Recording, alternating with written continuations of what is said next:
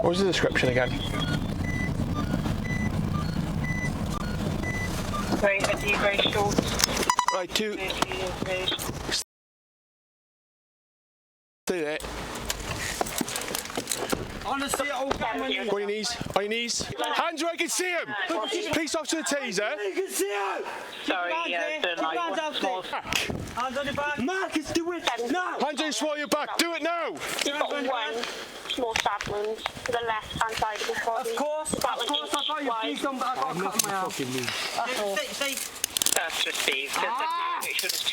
Yeah, two suspects in cuffs. I can't speak, really.